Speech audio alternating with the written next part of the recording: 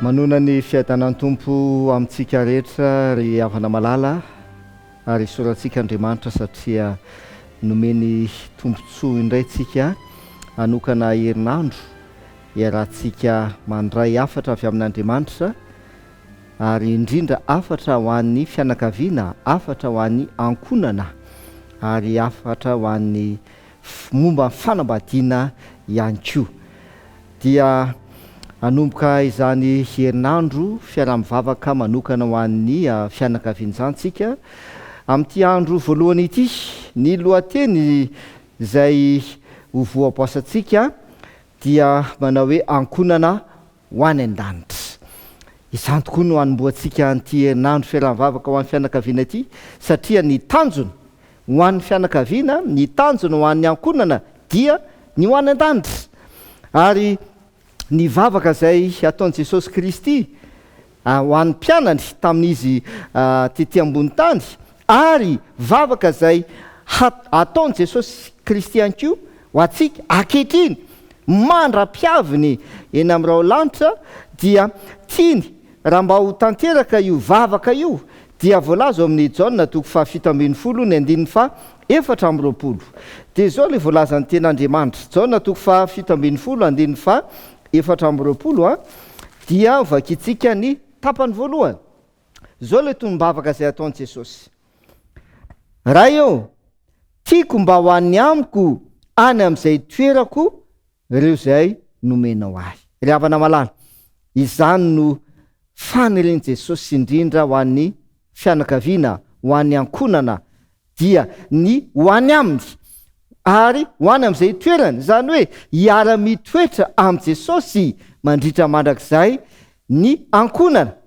Ary amin'ity herinandro ity tsika dia handray afatra avy amin'i Jesosy Kristy mba hatanteraka an'izany vavaka izay ataon'i Jesosy ho an'ny ankonana izany. Ankonana ho any an-danitra. Ary ambafisiny Jaona 4:7 zany, izay mbola manamafy an'izany ihany koa ny tenin'i Jesosy, manao hoe ho avy indray aho ka handray anareo any amiko, ka izay toerako no hitoeranareo koa.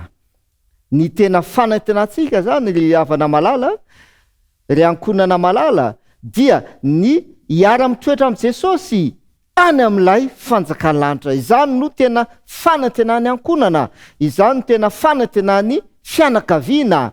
Ka ny fianakaviana rehetra dia samy hiara-mitoetra amin'i Jesosy any amin'izany fanjakana lanitra izany, ny ray aman-dreny, ny zanaka, ny ankonana mantolo mihitsy.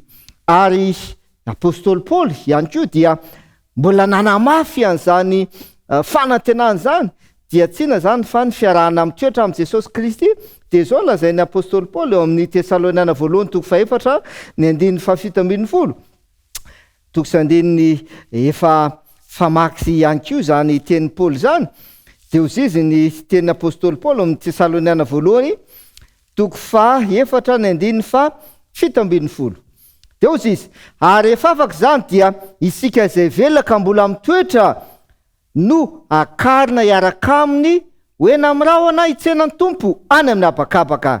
Dia zao no amarana Paoly an'io andininy io, dia ho any amin'ny tompo mandrakariva isika, ankonana ho any an-danitra. Zay zany no lohateny amin'ity andro voalohany ity, ankonana ho any an-danitra, zay efa mampita aminao sady ary mampafantatra aminao sady ny fanantenana, ny fanantenany ankonana dia ny hiara-mitoetra amin'i Jesosy any an-danitra. Ndao atsika hiditra lanindalina ny amin'izany hoe ankonana ho any an-danitra izany. Zaraintsika telo ny fanazavana. Ny voalohany dia ankonana mandray any Jesosy. Ankonana mandray any Jesosy. Tantarana ankonana anankiray izay nonina tao amin'ny tanàna anankiray tsy dia lavitra ny Jerosalema. Voalaza fa 5 stadio na 3 kilometatra miala ny Jerosalema no misy an'ilay tanàna. Betania ny anaran'ilay tanàna. Dia nisy ankonana iray izay nonona tao amin'io tanàna io. Dia tsy iza zany fa ny ankonan'ny Marta sy Maria. Mahafinaritra ny tantara. Ary io tanàna io, Betania zany, dia tanàna zay nandehanan Jesosy sy mpiana matetika. Raha ilaza sika tokosy andininy vitsivitsy zay milaza n'izany zavatra izany, ohatra ao amin'ny Mateo 7:17, dia taorian'ny nandroany Jesosy ireo mpivarotra teo amin'ny kianjan'ny tempoly, dia nakany Betania Jesosy. Ao Marka 2:1 sy 2:1 koa, ny tantarany ny akaran Jesosy na nidiran Jesosy tany Jerusalema, dia nandalo tao Betania izy. Ao Marka 2:17 dia mahita an Jesosy indray tsika zay ninakanina tao an-tranon'i Simona Boka, nanao fanasana ho an Jesosy Simona. Ao amin'ny Luka 4:20 dia milaza indray fa taorianany nitsanganan Jesosy tamin'ny maty ka ny ankaran-tany an-danitra dia teo akaikin'ny tanàna Betania no nisy eo n'izany toe-javatra izany. Ao amin'ny Jana 1:12 dia milaza ny amin'ny nananganany Jesosy an Lazarosy tamin'ny maty tao Betania, satria anadahany Marta sy Maria i Lazarosy. Ary ao amin'ny Jana 2:12 dia milaza izy ny amin'ny niaran Jesosy nihinana ny Paska niaraka tamin'ny mpianany, dia nivoalaza fa tao Betania no nisehon'ny toe-javatra. Ao amin'ny Jana 2:20 dia anisan'ny tanàna zay niasan'ny Jaona mpanao batisa ny tanàna Betania. Dia mbola misy tokosy andiny hafa koa miresaka ny amin'izany tanàna izany. Ny tiana ampitaina amintsika dia tanàna izay tena fandehanan Jesosy izany tanàna Betania izany. Ary tao amin'izany tanàna izany nisy tokantrano iray izay tena tiany Jesosy io tokantrano io. Tiany Jesosy ireo fianakaviana ireo, dia tsy iza zany fa ny fianakavian'ny Marta sy Maria.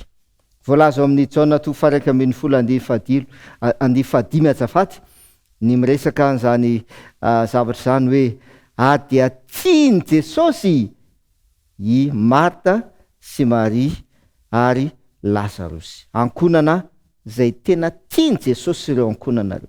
Na dia nandalo zava-tsarotra aza izany ankonana izany, dia tiany Jesosy loatra izany ankonana izany. Ary ilay lehilahy tao amin'ilay ankonana dia tsy iza zany fa Lazarosy, dia voalaza mihitsy aza fa sakaiza, nantsona hoe sakaizan Jesosy, sakaizan Jesosy Lazarosy, sakaizanao hoy ny anabaviny tamin'i Jesosy, narary. Ary tao amin'izany ankonana izany no nanaovan'i Jesosy fahagagana. Tsy ny zany fa ny nanangana an Jesosy an Lazarosy tamin'ny maty. Nanao fahagagana tao amin'izany ankonana izany Jesosy, satria nandray an Jesosy ilay ankonana, ary tena tiany fiarahana am Jesosy izany ankonana izany, miaino ny teny Jesosy. Voalazany ten'Andriamanitra fa i Maria dia mipetraka eo tongo Jesosy ary miaino ny teny Jesosy, miaino ny fampianaran Jesosy, mifandray am Jesosy lay ankonana, ary miaino sy miaraka am Jesosy izany ankonana izany. Vokany nafoy zavatra sarobidy indrindra ho an Jesosy ity ankonana ity. Haitsika ny tantara fa i Maria no voalaza fa nitondra ilay menaka manitra sarobidy tao anaty tavoara, ka nanositra ny menaka manitra ny tongotra Jesosy. Namaky ilay tavoara dia nanositra menaka manitra ny tonga Jesosy amin'izao toko 1:12 no milaza an'izany zavatra izany. Ary ity ankonana ity ihany koa dia anisan'ny ankonana izay nitory ny vaovao mahafaly dia tsy inona fa ny nitsanganan Jesosy tamaty. Anisan'ny nitory an'izany ity ankonana ity. Ny afatra izay tiana ampitaina aminao dia hoe rehefa mandray an Jesosy ny ankonana ao aminy, ny ankonana iray, dia miova ny zavatra iainany ao amin'io ankonana io. Rehefa mandray an Jesosy ny ankonana iray dia miova ny zavatra iainana ao amin'ilay ankonana. Ka ny maty dia velomina indray. Inona moa tiana ho lazaina an'izany? Mety misy zavatra makarary ao amin'ilay ankonana, satria narary ane tao amin'ilay ankonana, nisy narary, avy eo maty mihitsy aza. Kanefa velona indray. Ary toy izany ihany koa ny ankonana iray izay mandray an Jesosy ao aminy dia miova ny fiainany. Ka ny maty dia ho velomina indray. Mety efa misy zavatra efa ho faty na tsy misy aina intsony ao amin'ilay tokantrano. Ohatra, ny fifandraisana eo amin'ny mpianakavy, ohatrany tsy misy aina intsony, tahaka ny hoe efa maty mihitsy aza na marary ny fifandraisana. Rehefa mandray an Jesosy ilay ankonana dia velona indray izany zavatra izany. Ny fivavahana toa nefa maty mihitsy aza ao amin'ny ankonana, tsy misy, ary mety misy aza fa tsy misy aina, tsy velona zany ny fivavahana. Rehefa mandray an Jesosy ilay ankonana dia velona izany zavatra izany. Anisan'izany ihany koa ny fandinihana ny ten'Andriamanitra, satria aza diny fa ity ankonana ity dia tena tia miaino ny ten'Andriamanitra. Tia miaino ny ten'Andriamanitra izy, tia mianatra ny ten'Andriamanitra. Dia izany ihany koa ny zavatra miseho rehefa mandray an Jesosy ny ankonana iray dia lasa velona ao amin'izany ankonana izany ny fitiavana ny ten'Andriamanitra, ny fiainona ny ten'Andriamanitra, ny fankafizana miaino ny fampianaran Jesosy Kristy. Ary akoatran'izay velona indray ny fifandeferana, ny fifankatiavana sy ny zavatra maro samihafa ao amin'izany ankonana izany. Ny afatra faharoa dia izao, rehefa mandray an Jesosy ao aminy ny ankonana iray dia lasa tia miaino an Jesosy izany ankonana izany. Dia manokana fotoana izy hiainona an Jesosy Kristy, hifandraisana am Jesosy Kristy.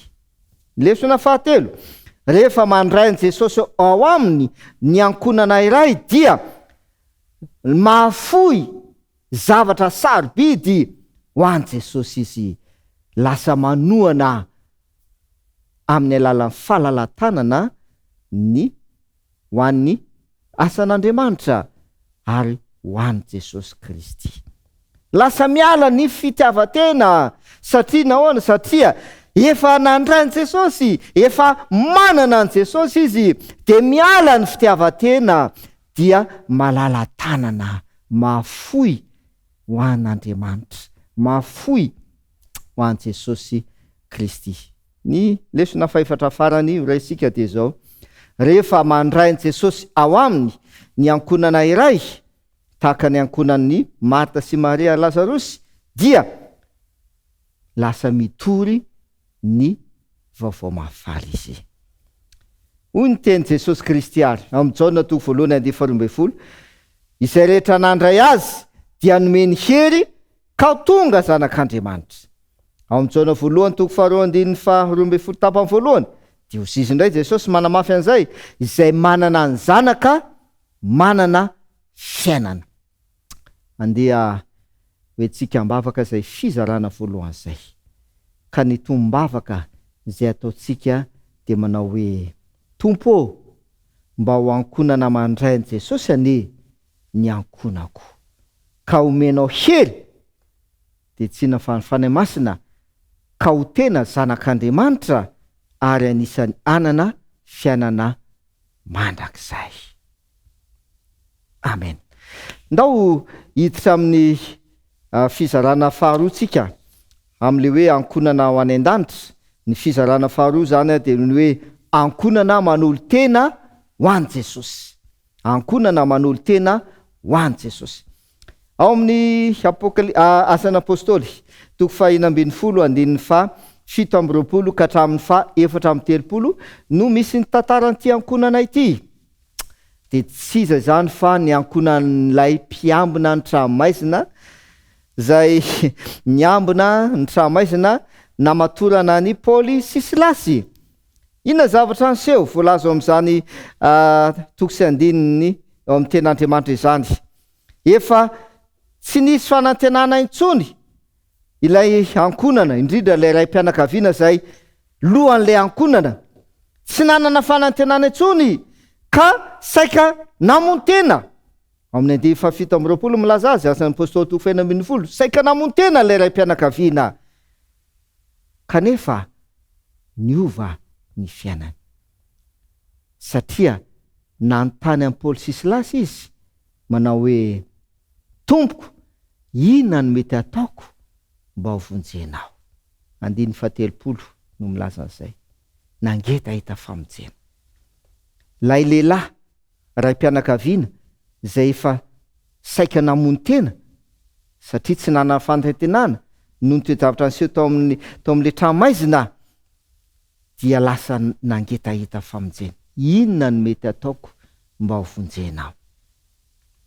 Tsy le mpiambina ihany, le raim-pianakaviana ihany zany no niain'ny ten'Andriamanitra, satria rehefa vakitsika nytoy ny tantara dia nitory an' Jesosy tamin'ilay mpiambina sy ny ankonany rehetra i Paoly sy Silasy. Nitory an' Jesosy. Dia ny ankonany rehetra dia novoriny ka niaino ny fampianaran'ny Paoly sy Silasy mahakasika an' Jesosy. Inona vokany? Nino an' Jesosy, izy sy ny ankonany, ary nanolo tena ho an' Jesosy tamin'ny alalan'ny batisa. 2:30 no milaza azy. Niaraka tamin'izay koa dia nanao soa an'i Paoly sy Silasy ity ankonana ity. Inona zavatra nataon'izy ireo? Nosasany ny diakapoka izay nahazo an'i Paoly sy Silasy, dia nanome sakafo azy ireo izy ary nifaly indrindra tamin'izay fotoan'izay. Zao voalaza ny ten'Andriamanitra ao Marka 2:12 manao hoe, izay mino sy atao batisa no ho vonjena. Ao amin'ny Romana 2:7 koa dia milaza ny ten'Andriamanitra manao hoe, izay tarehan'ny fanahy masina no zanak'Andriamanitra. Ny afatrapitaina amin'ity fizarana faharoa ity, ankonana manolo tena ho an' Jesosy, dia hoe rehefa miaina ny ten'Andriamanitra ny ankonana iray ka mino an' Jesosy izy, dia manolo tena ho an' Jesosy izy, ary hiasa ao aminy sy tarika azy ny fanahin'Andriamanitra, dia tanteraka ary lasa fiainany ireo vokatry ny fanahy.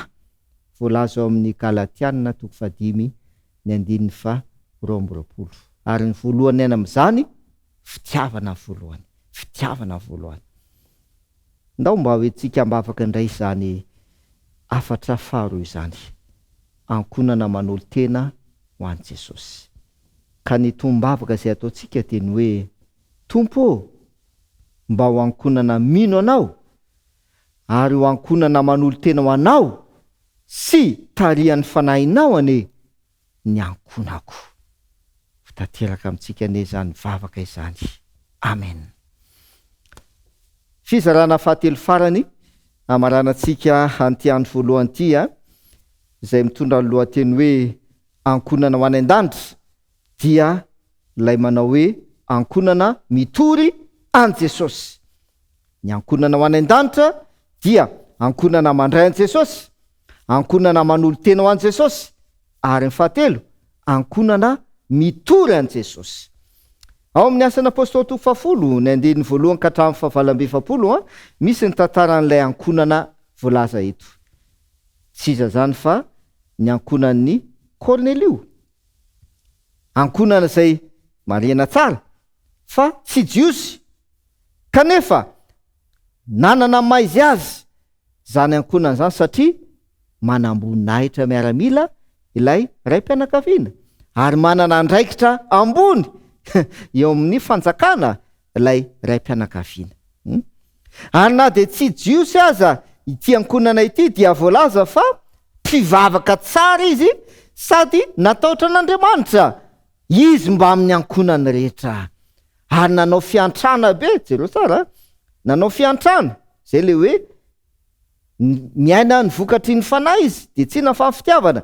Nanao fiantrana be tamin'ny olona izy sady nivavaka tamin'Andriamanitra mandrakariva. Ao amin'ny asan'ny apôstôly toko 10:2 no milaza an'izany. Ary ilay raim-pianakaviana, ilay manamboninahitra ozintsika, zay tsy jiosy, de voalaza fa lehilahy marina sady matahotra an'Andriamanitra ka tsara laza amin'ny fireneny jiosy rehetra lay manamboninahitra. 2 amin'ny asan'ny apôstôly toko 10 milaza an'izany. Inona zavatra niseho?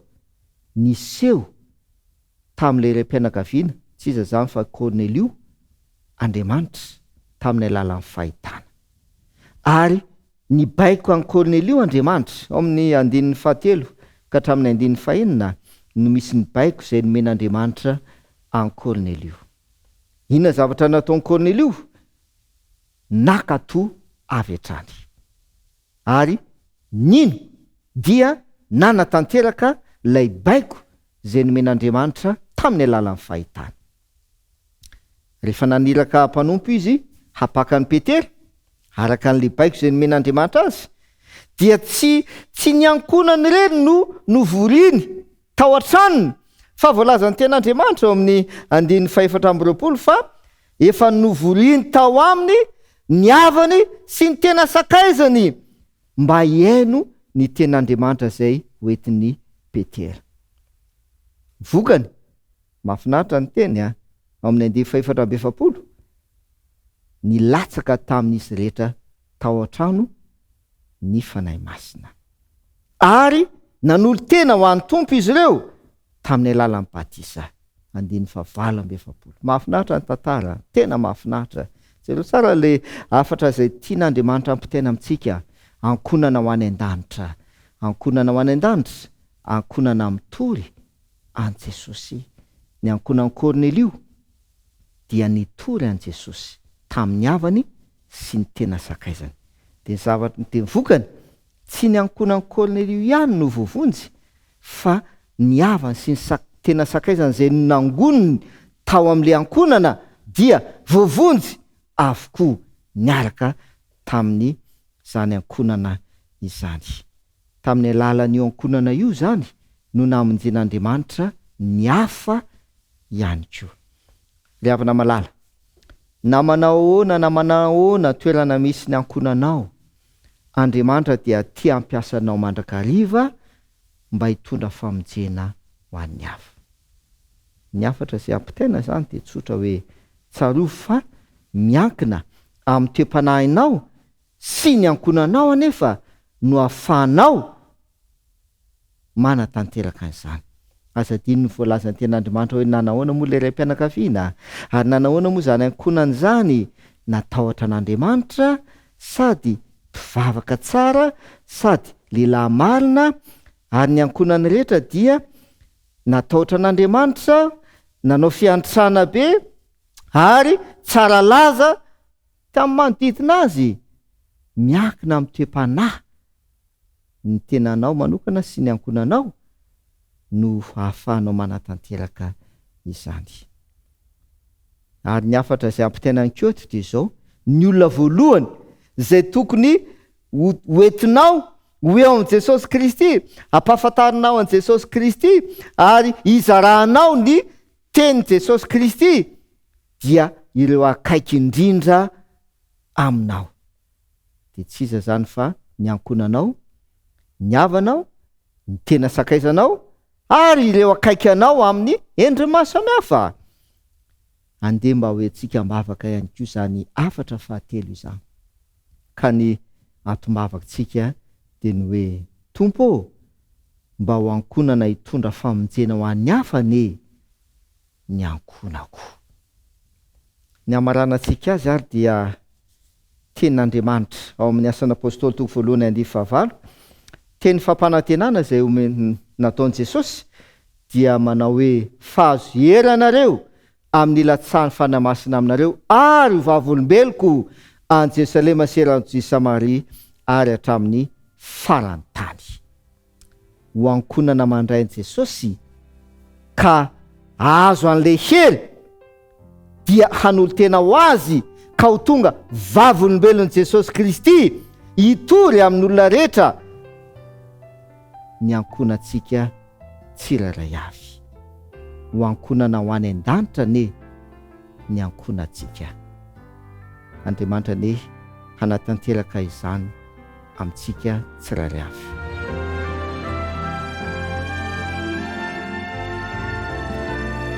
Raha inesany an-danitro, misaotra noho ny fitiavanao anay.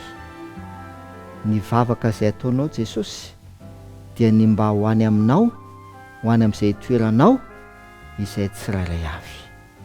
Indrindra ny ankonanay. Tanterao aminay izany vavaka izany Tompo, ka mba ho ankonana ho any an-danitra tokoa ny ankonanay. Amin'ny anaran'i Jesosy. Amen.